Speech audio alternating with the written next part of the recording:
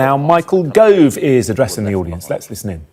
Rather than bring prosperity to these communities, globalisation had seemed to hollow them out. Ageing infrastructure, low-wage jobs, poor public services, fading high streets. These were common features of many of the places which voted to leave. The referendum was a chance for their voices to be heard and their concerns listened to. Far from helping these communities, the EU seemed a distant institution, deaf to their concerns. When it came to the free movement of people or the bureaucracy imposed on UK industries, the EU seemed actively to work against their interests. They were right, which is why Gisela, Boris and I campaigned on their behalves. And it's why the three of us are back here today. People voted for change. But 3.5 years on, that change has still not been delivered. Politicians have failed to honour the biggest vote for change ever seen in this country. That, sadly, will forever be a stain on the last Parliament, and it should prod the conscience of the next. People are fed up with the stagnation of the last 3 years, and the grave risk at this election is that there is another hung Parliament, meaning more dither, delay and deadlock. Now, every independent commentator agrees the Conservative Party is the only party capable of winning a majority at this election. And as the distinguished pollster Professor John Curtis has said, it's a pretty binary contest. Either Boris gets a majority and we're leaving the EU on the terms that he's negotiated, or we get a hung Parliament. The only way that Jeremy Corbyn can get to Downing Street is to form an alliance with Nicola Sturgeon and the SNP. And she has named the price of her support next year. Another referendum on Scottish independence in 2020. So, instead of delivering the change that people are crying out for, a Corbyn-Sturgeon alliance would waste 2020 on 2 referendums. And on Brexit, Jeremy Corbyn won't even tell us how he would eventually vote in his own referendum. He'd ask the public to troop into the polling booths in order to choose between Remain and whatever deal he'd negotiated, while he put his feet up in Downing Street.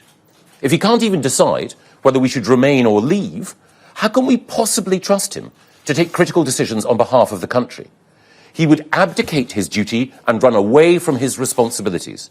He is totally unfit to run this country. And in wasting the country's time on referendums, he would not deliver the change that people voted for. And that's why a vote for any party other than the Conservatives is, in effect, a vote for another hung Parliament, a vote for more dither and delay, a vote for a Corbyn-Sturgeon alliance, a vote for 2 more referendums next year. Put simply, a vote for any party other than the Conservatives is a vote against change. Now I'll hand over to Gisela to say a little bit more about why Jeremy Corbyn cannot be trusted to deliver the change that people need. Gisela. Thank you, Michael. As a Labour MP, I was chair of the Vote Leave campaign, which brought together not only the 3 of us, but also volunteers and supporters from nearly all the political parties. In the referendum campaign, Vote Leave promised that a vote to leave would see us take back control for our laws, borders, money and trade. That was 3.5 years ago, and all this should of course have happened by now. But Brexit has not happened, because Labour, the Lib Dems and others have done everything they can to frustrate, delay and overturn the referendum result. Labour have voted twice to delay Brexit. The Labour leadership, the shadow cabinet and most Labour MPs do not believe in Brexit. And Labour's proposed Brexit deal is so bad that not even Jeremy Corbyn can bring himself to support it. So that means Leave voters have a clear choice at this election. Put Brexit at risk with Jeremy Corbyn, or get Brexit done with Boris Johnson.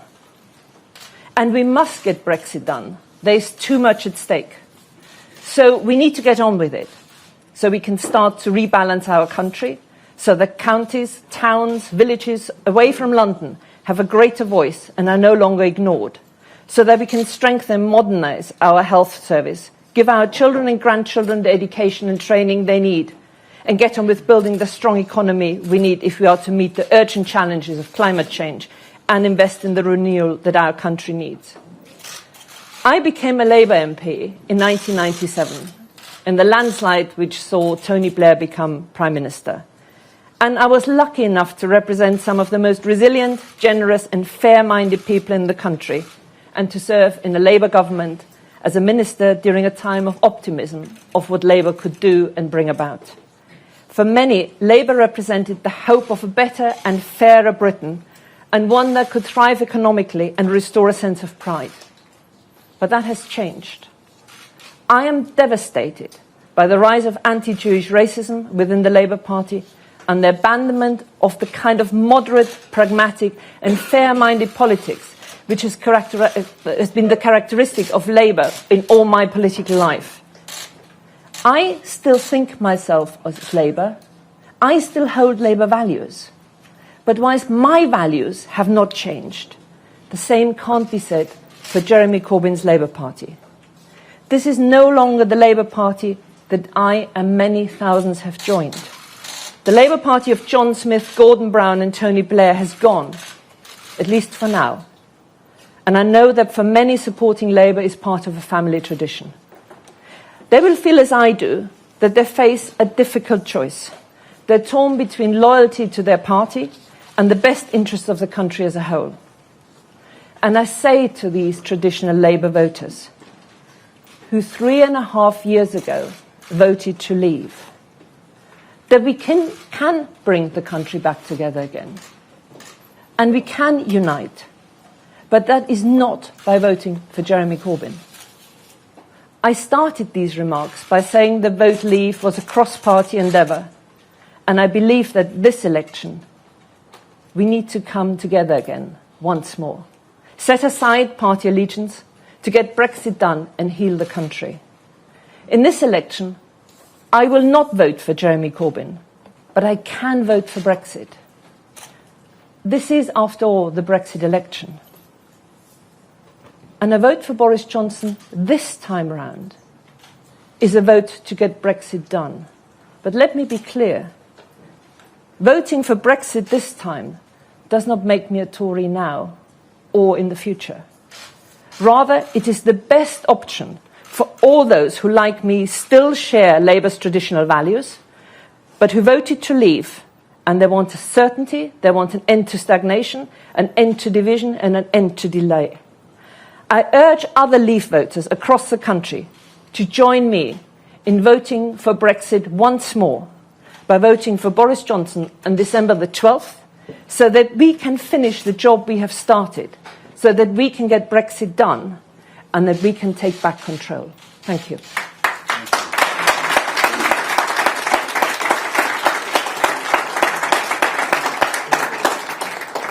Thank you, Gisela, and thank you, Michael.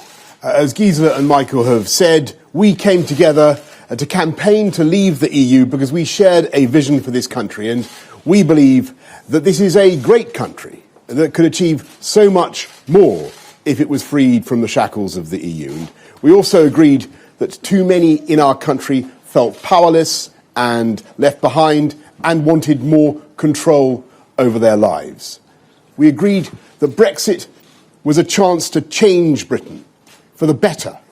And so it's been incredibly frustrating, and frustrating for the 17.4 million people who voted leave, that change has been delayed, diluted, denied.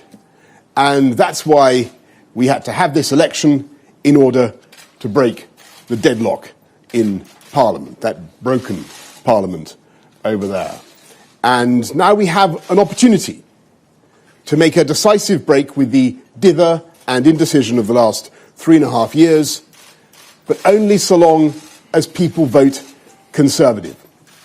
If there is another hung Parliament after this election, then the deadlock will continue. The probability is that Jeremy Corbyn will be in Downing Street, propped up by Nicola Sturgeon. Gisela and Michael have powerfully set out what a disastrous prospect that would be.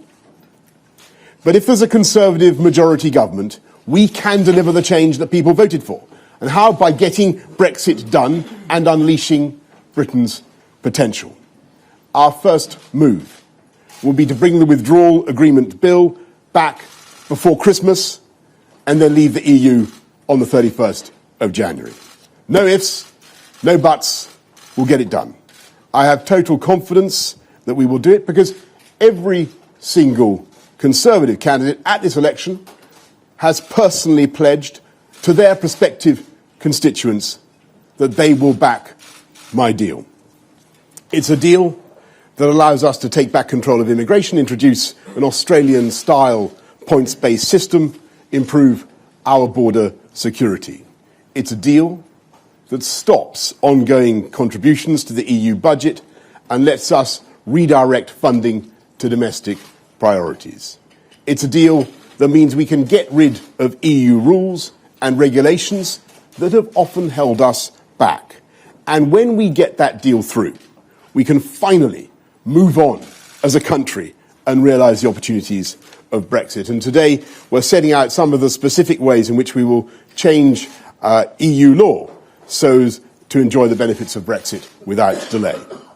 We will back British business by ensuring that the public sector buys British. We'll scrap the tampon tax. We'll back British industry by making sure we can intervene when great British businesses are struggling.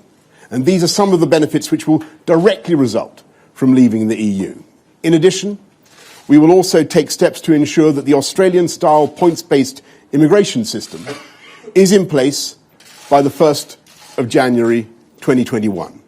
And by lowering the number of unskilled immigrants who have been able to come here with no job lined up, the system will remove a major force that puts a downward pressure on wages. Getting Brexit done will enable us to deliver change more widely across the country. We can get on with investing in the NHS, recruiting 50,000 more nurses, delivering 50 million more GP surgery appointments, securing the equipment and the drugs we need to keep people safe and well. We can invest in schools, ending unfair funding differences by increasing the minimum amount of funding per pupil to £4,000 in primary schools, £5,000 in secondary schools. We'll crack down on crime by putting 20,000 more police officers on our streets and introducing tougher sentences for the worst offenders. We'll help the high street by cutting business rates and investing in local places and communities. And we can do all this in our transformative manifesto without raising income tax, national insurance or VAT. And no other party can deliver change at this election because every other party would be stuck in that self-same hung, broken parliament, arguing amongst themselves about Brexit, which is why the only way to secure change at this election is with the Conservative Party. And if we do this, we will at last be able to lift ourselves out of the present morass and go forward with confidence. We are a great country and we can be greater still. We'll make Britain the best place in the world to live, to raise a family, to grow up, to see your grandchildren grow up. The best place to start and grow a business. The best place for education, innovation and science.